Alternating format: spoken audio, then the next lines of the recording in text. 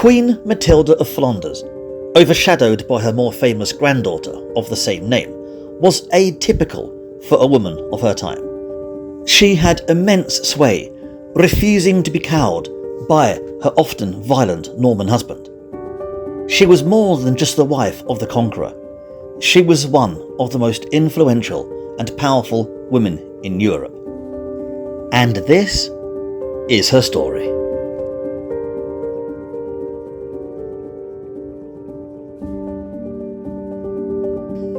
Flanders, a feudal fief in the western lands of the Franks, was the Dutch-speaking region we know today as Belgium.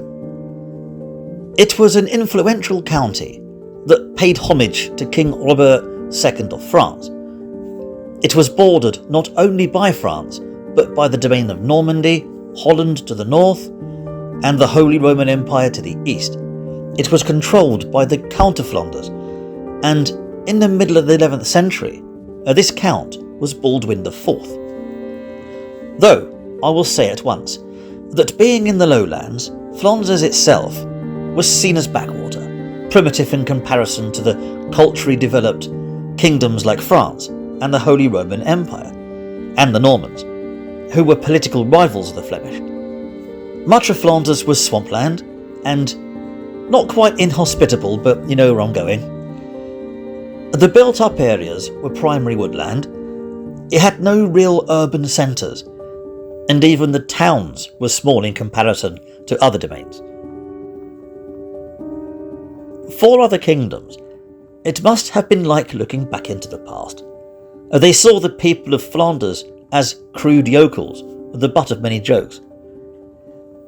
It was described as a lawless land, full of barbarians, and in the second quarter of the 11th century, there were tensions arising, but we'll get into that in a moment. However, times were changing, and Flanders was on the rise. In recent years, it was good for trade, and when it came down to the economy, it was on the up. The domain was certainly improving. The Counts of Flanders had established new roads, canals, and trade was booming. Despite the backwater feeling, many of the denizens of Flanders had replaced their own rickety timber buildings with stone ones. Yes, these were good times indeed. Somewhere around 1031, Baldwin's son, also called Baldwin, and his wife Adela of France had a daughter, Matilda. The exact date and year of birth is unknown, as very many details are murky and lost to the fog of time. Yet already she's got a head start in life, her father being a powerful man, a descendant of Charlemagne, and one day Baldwin will inherit the title of Count of Flanders. And even though these counts are not royalty, Matilda's mother is the daughter of King Robert of France.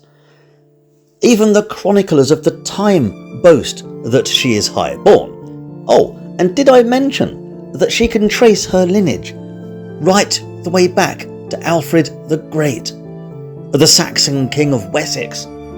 Calling Matilda high-born is an understatement. And her name comes from Germanic roots and emphasised her pedigree. It means might in battle. It's a warrior's name. Very fitting.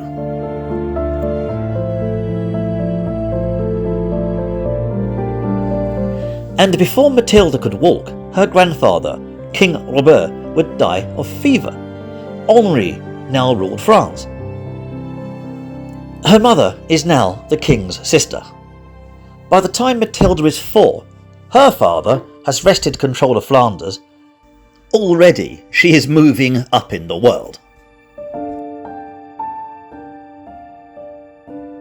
Sifting through the limited sources for the time, we can learn that Matilda isn't an only child. She has 2 brothers, Baldwin and Robert. Sources do say that Countess Adela was blessed with many children, but the names of these other children's never made their way into the books. We can only speculate as to the fate of the others. Maybe they didn't accomplish much in life, or maybe, like Blanche of Castile, Adela lost many of her children in infancy, tragedies which cursed so many mothers during these times. Unfortunately, we may never know. We don't even know the order the children were born in. Who's the eldest? Sure, Matilda's name is written last, but that's just the era. It is no indication of the actual age of the children. As for Matilda's upbringing, we know she spent most of her time in the culturally diverse city of Bruges, where her father, the Count of Flanders, lived. Diverse because of the many traders from all over the medieval world who called this rich city home. So, as a child, Matilda would have been introduced to the finer things from not just Europe, but the exotic lands of the East, silks, spices. She had a very privileged childhood.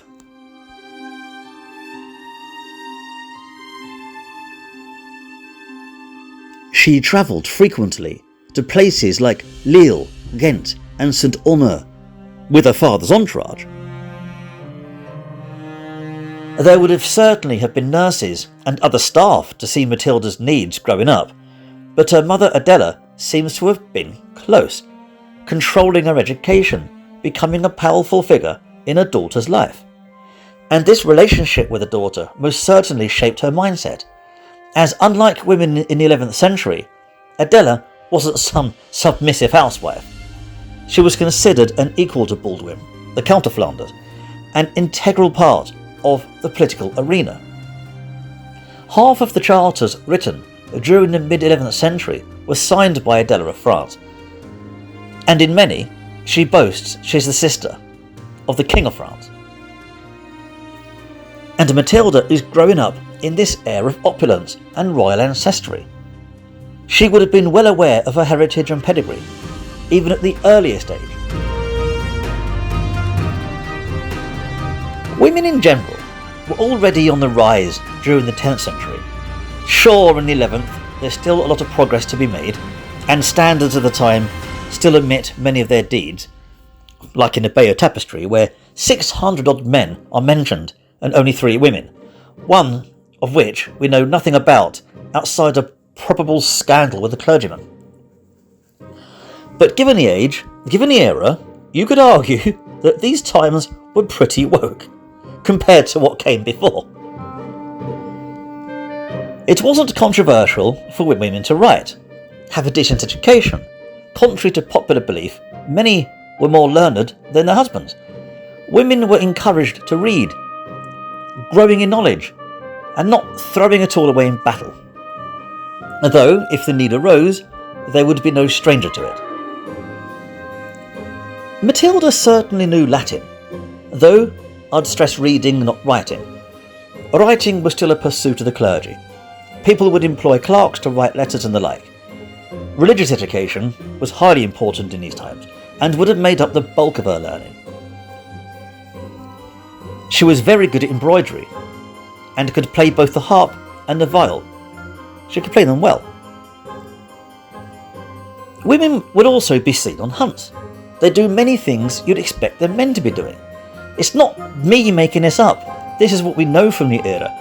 If anything, it's a shame that later periods edited so much out of this that I've got to keep reminding people. And even with the less privileged peasantry, where most women's education was only extended to writing their name and reciting a poem or two, it was still better than the average man at the time. So take that in mind. Even in the 10th and 11th century, women had more sway than given credit for.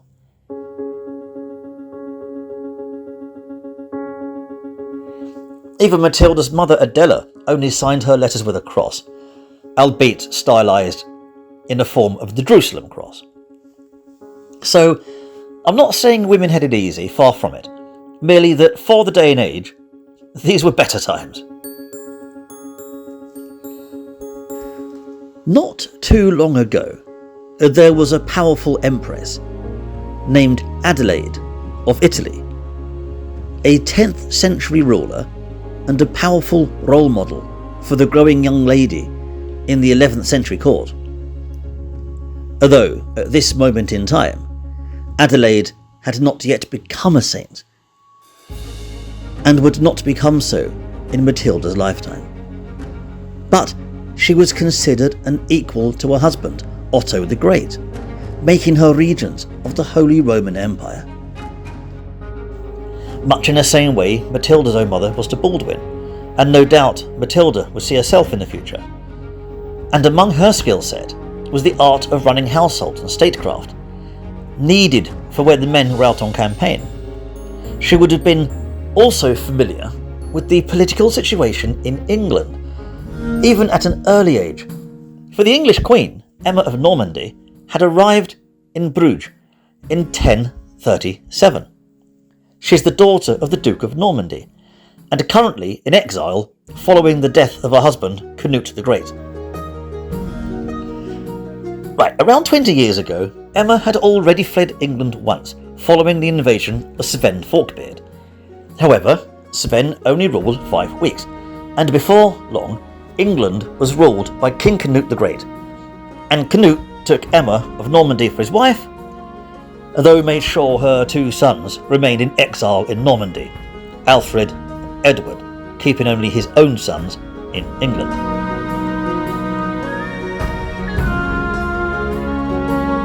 In 1035, Canute has died, and Harold Harefoot has taken the throne. He has Emma imprisoned. Now, Alfred and Edward briefly return from exile to sort things out, protected by her other son, Harthacnut, the son of Canute. This doesn't go very well. You see, Harthacnut is dealing with things in Denmark, and Alfred is captured, tortured, and blinded. He dies of his wounds soon after, apparently orchestrated by Harold Harefoot himself. Right, so Emma and Edward flee, and at some point arrive in Bruges, which is where we pick up Matilda's story. And during this time, young Matilda must have been in awe at this middle-aged Norman queen, who had, over the years, amassed quite a sizable amount of wealth. Emma was the most richest woman in England, possibly even in Normandy.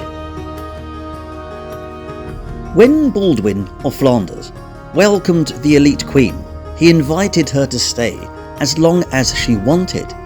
Such was his generosity and his hospitality. But of course he wasn't silly. He clearly saw the opportunities this would give. He's part of a country that deals with trade and favour, and Matilda, aged only around 5 or 6, would no doubt have been acquainted with this powerful figure. In fact, her mother, Adela, would have made sure of it.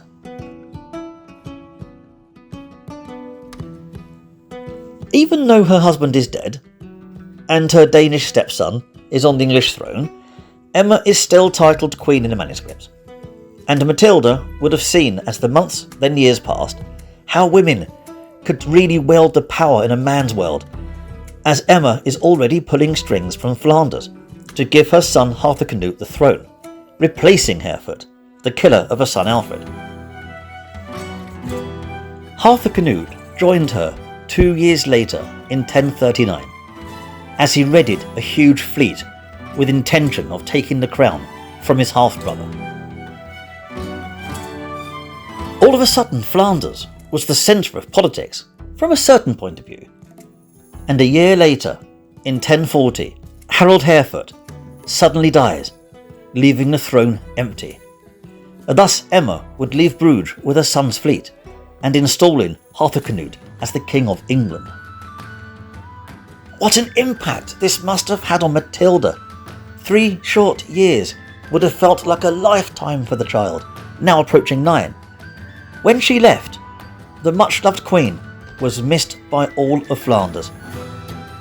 They had become to know her as their own queen. Remember, they are a feudal fief, not a kingdom. Their actual queen is Matilda of Frisia, wife to King Henri of France. This is a vassal state. So Emma was the closest they had. And Emma went from queen to queen mother. One day, Harthacnut would leave for Denmark, and Emma would rule as regent. She would rebuild the fallen House of Wessex. And when Harthacnut falls ill and dies, just 2 years into his reign in 1042, Emma's last remaining son, Edward, is invited out of exile to become King of England. Edward's reign is pretty controversial during this time, and an influx of exiles from England make their way to Flanders, where they are welcomed. But this wouldn't have been the only regional politics Matilda would have been aware of.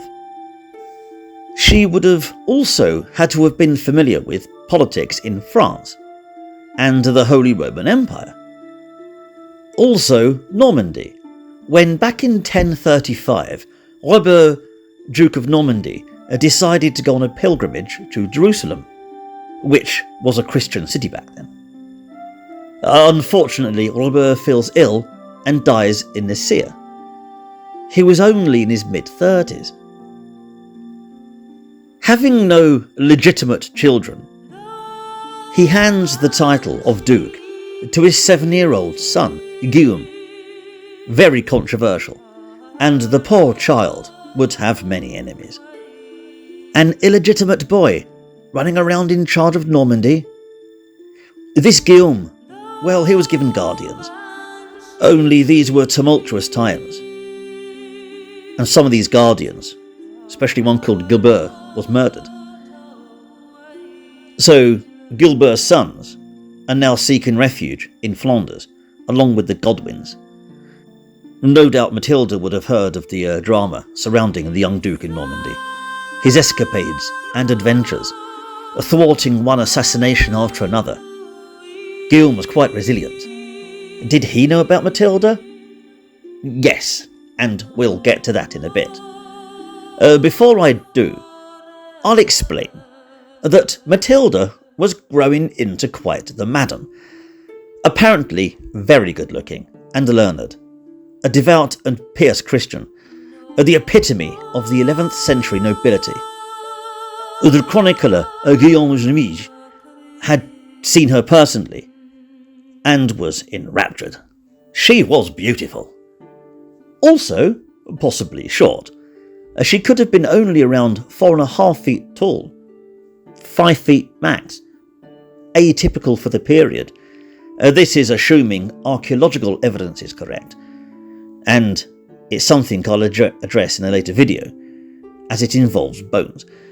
And she's not dead yet, in fact she's in her prime.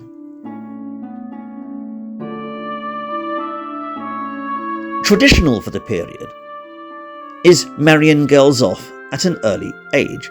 Early to mid-teens was conventional, sometimes later, pretty much dependent on the circumstance. Naturally, this also applied to the headstrong teenager Matilda.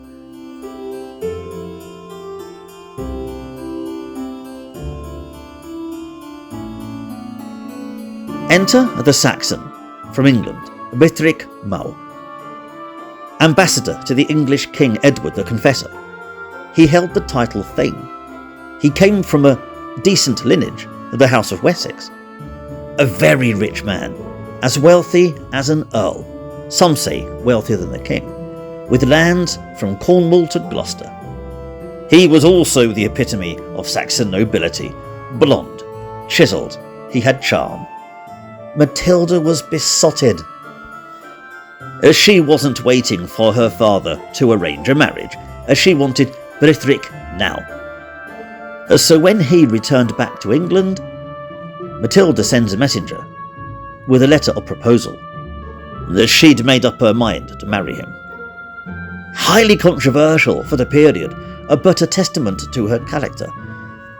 It not only put her future reputation on the line, it made her look, well, rather thirsty. So when the Thane turns her down, she was enraged. She threw a tantrum. And boy, she'd get her revenge. And at 18, she was still single.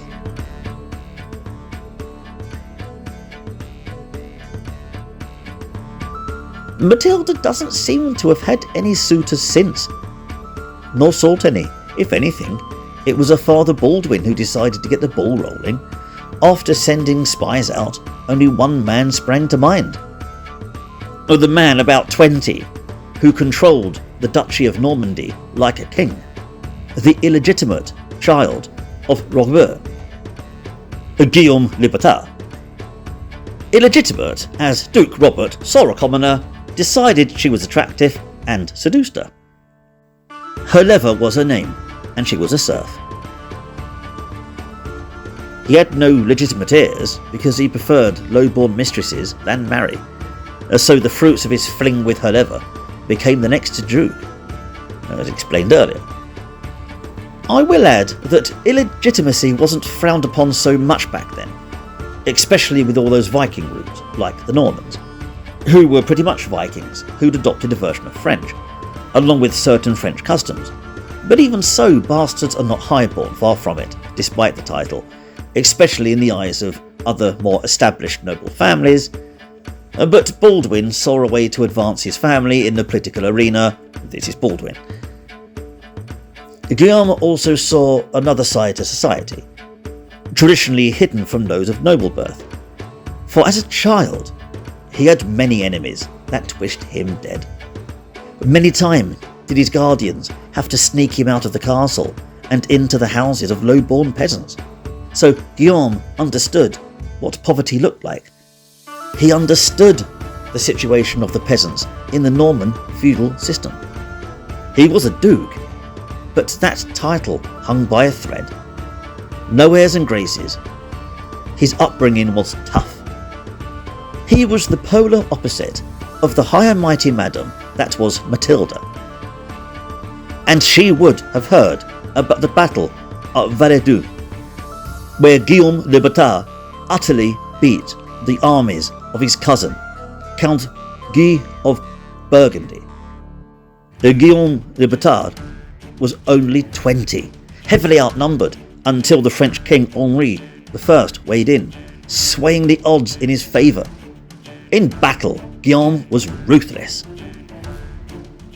At the siege of Valenciennes, he ordered the garrison's hands and feet lopped off. And the title Duke of Normandy was now uncontested. Tales of his might travelled far, all over Europe. Even the Vikings feared his name. What he wanted, he got, and he wanted Matilda. She was famously beautiful, but also learned and familiar with international politics. An alliance with Flanders strengthened an alliance with France. She was the perfect choice for her bride, thus Guillaume sought her hand. He was also most likely hoping to dispel nasty rumours about his manhood. I'm not making this up. He was deeply religious and abstained from excess, including getting too drunk and women. It was expected for men of high ranking to pretty much get drunk and shag their way across the kingdom. Not Guillaume, or as William, as we know in English, and his Willie was called into question. So he asks Baldwin of Flanders for his daughter's hand in marriage. Some think the ambitious Baldwin was more than willing to accept. It would be the perfect alliance. Matilda never got the memo. She was as headstrong as always. And when she hears of the marriage, she pretty much flips her lid. Matilda wasn't weak. She refuses this proposal of marriage, vowing never to marry a mere bastard, utterly rejecting him. Baldwin is flabbergasted. According to the Chronicle of Tours, Guillaume is enraged, seething with rage. He rides to Bruges in a fury. Entering the palace of Baldwin, seeking out Matilda, he found her, exiting the chapel after prayer. She's around 5 foot. He's approaching 6 foot. He towered over her. He wasn't a small man. Without a word, Guillaume dragged her to the ground by her hair and beat the poor woman ruthlessly, apparently even kicking her with his spurs. The beating ruined her gown. The whole ordeal was in silence, and without a word, Guillaume mounted his steed and rode back to Normandy. This was the man he was. What a pig. Matilda, shaken, was helped back to her bedchamber to recover. Days later, she was still in shock, but not as shocked as the rest of the family, who learned that she had agreed to marry this abuser. She'd be the future wife of Guillaume le Bâtard, Duke of Normandy.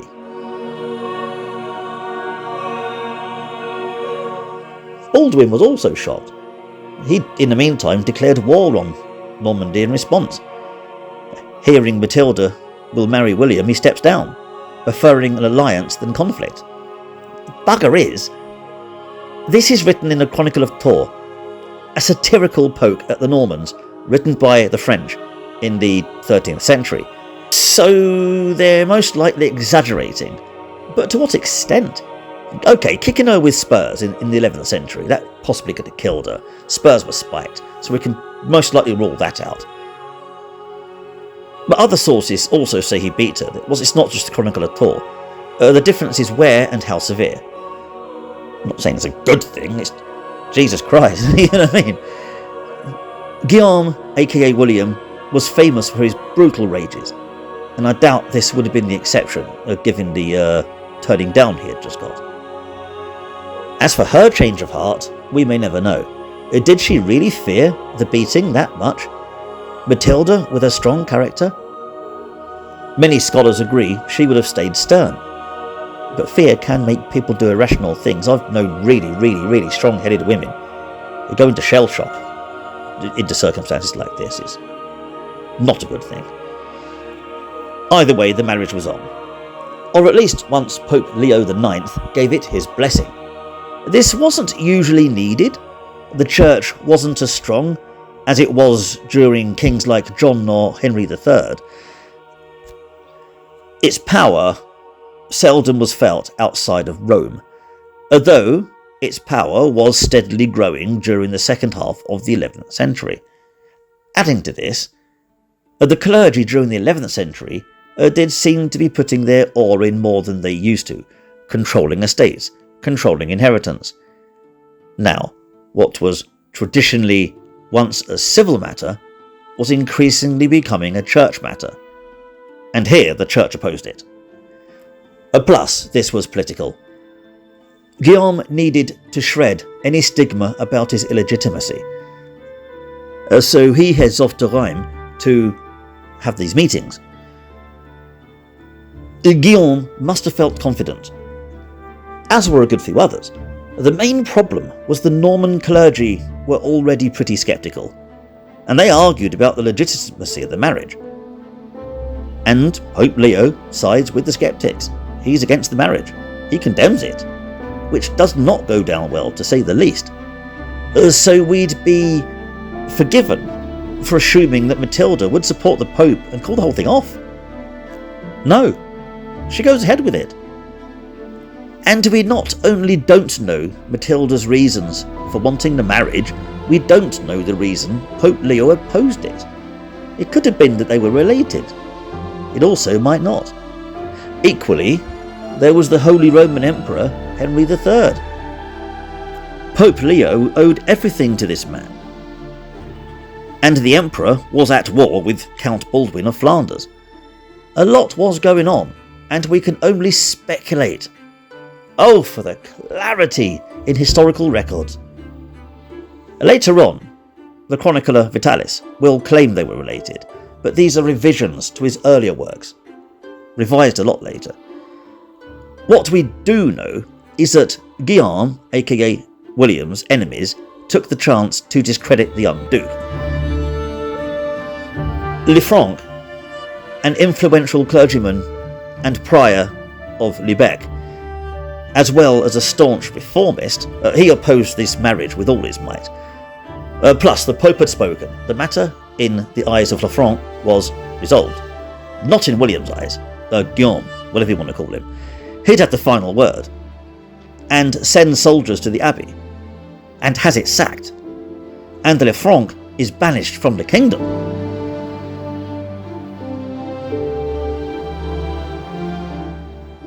Like with Matilda, Lanfranc suddenly agrees with the Duke. Yeah, you know what I mean?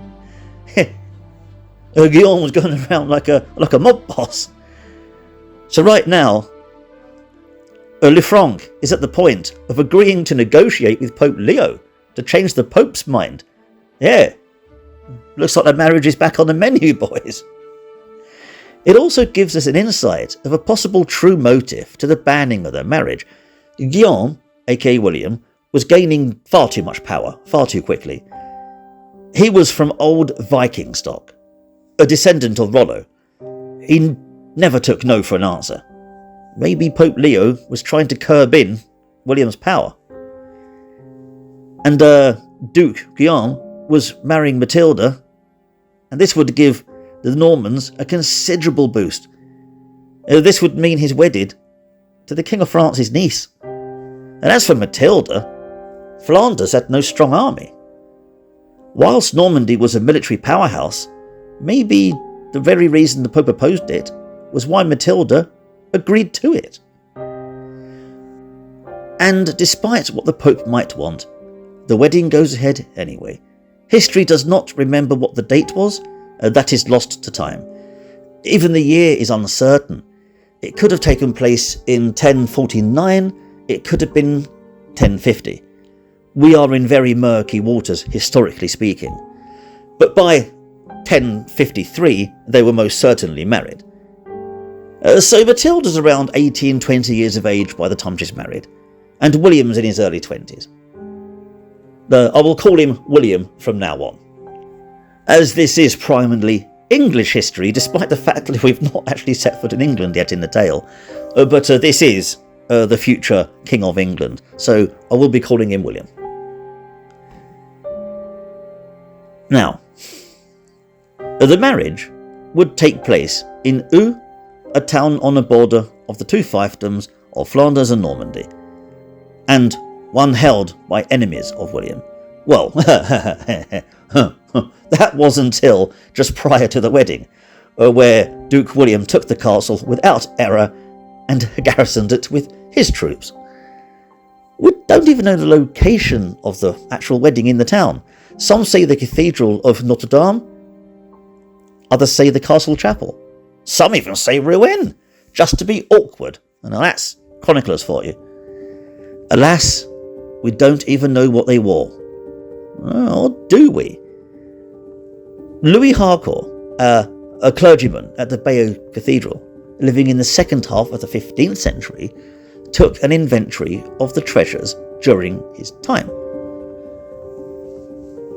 He describes what are believed to be the wedding clothes of the Duke and Duchess, the later King and Queen of England.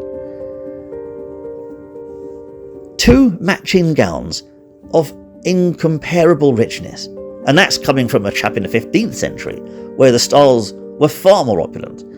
Their attire was covered in small golden crosses to show the devotion. There were flowers, cameos, precious stones. On the back were embroidered images, though we know nothing as to what the images contained. Given they were matching, we can pretty much be certain that Matilda wore a dress as described. And William wore a military helm, basically a nasal, keeping his aura as a warrior. So you're probably wondering how different marriages were compared to today. And thankfully, these details do survive. The concept of giving away the bride was very much a thing, as was the blessing of the ring, along with the exchange of vows. These are old Christian elements, and in the 11th century, Europe was a deeply Christian place. There would be the obligatory feast, with copious amounts of wine and ale. A priest would also bless the bridal chamber, a practice long lost. But this is a different day and age, where a marriage's primary function was to produce children. Now, once blessed, the newlyweds would be led to the bedchamber, and yes, you can guess the rest. And no, these details aren't written down. A monk was writing this down, not Jackie Collins. Trust him to miss out the good bits. But now they're married, man and wife, and there was bugger all the Pope could do. And a grand spectacle it was. Count Baldwin and Countess Adela brought forth their daughter, with great honour and a great many gifts. There they met William's mother, her liver, along with a host of magnates and clergy. While at the wedding feast, Matilda's father, the Count of Flanders, asks why she decided to marry the man that once beat her.